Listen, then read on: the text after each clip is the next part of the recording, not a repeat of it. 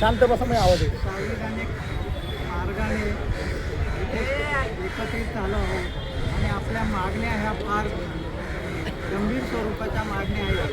आपण ह्या गोष्टीचा सगळ्या विद्यार्थी मित्रांनी, आदिवासी समाजाने या गोष्टीवरती किंवा या अडी अडचणी आहेत ते आपल्या अन्याय अत्याचार होत आहेत, या अन्याय अत्याचाराला वाचा फोडणं आणि आपल्या हक्क आणि अधिकार संविधानिक रूपाने आपल्याला मिळालेच पाहिजे आणि त्यानुसार आपण प्रयत्न करावे हे आपण प्रत्येक विद्यार्थी मित्राने आणि समाजाने सुद्धा लक्षात ठेवणं गरजेचं आहे.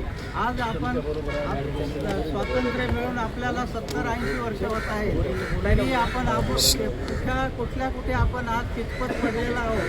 आज आपल्याला एकंदरीत आपला समाज हा डोंगरदऱ्यातून अशा परिस्थितीमध्ये राहतोय आणि आपले विद्यार्थी मित्र शहरी ठिकाणी काहीतरी मिळावं, काहीतरी शिक्षण मिळावं, त्यांना उच्च दर्जाच्या याच्यामध्ये शिक्षण मिळावं या हेतूने आपण खेडेगाव सोडून शहरी जीवनामध्ये आलेलो आहोत.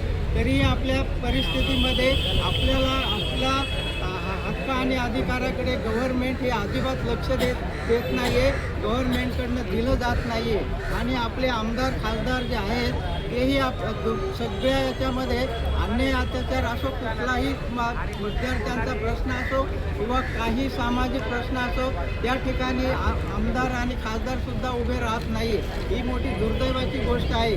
आज आपल्या आदिवासी मंत्र्यांनी आदिवासी मुलं या ठिकाणी बसलेले, त्यांनी त्यांचा विचार प्रथम करणं गरजेचं होतं, तरीही ते करत नाही आहे. आमदार खासदार असू द्या, कोणीही असू द्या, या संघटित जी संघटना आपल्या एकत्रित येत आहेत त्यांच्या मागण्या काय आहेत, त्यांचे डिमांड्स आहे आपण समजून घ्यायलाच पाहिजे. अन्यथा आदिवासी समाज हा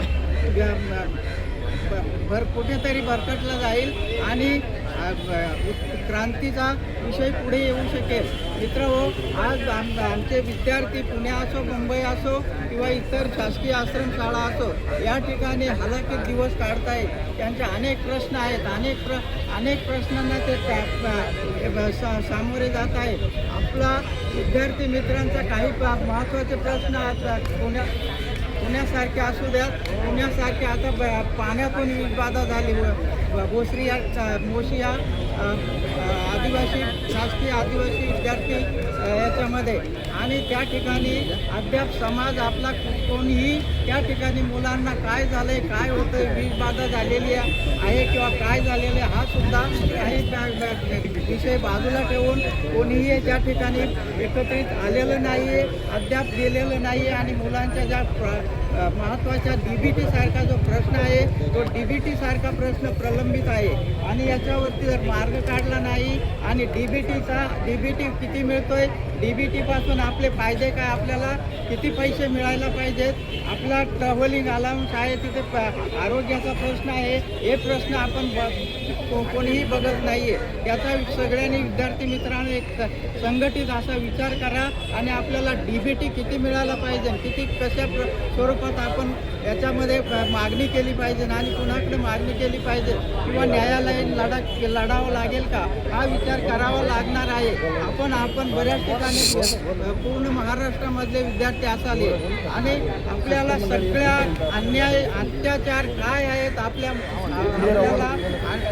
आपल्याला काय डिमांड काय मागण्या आहेत आणि संविधानिक रूपाने आपल्याला काय करता येईल हा विचार पुढे आणला पाहिजे.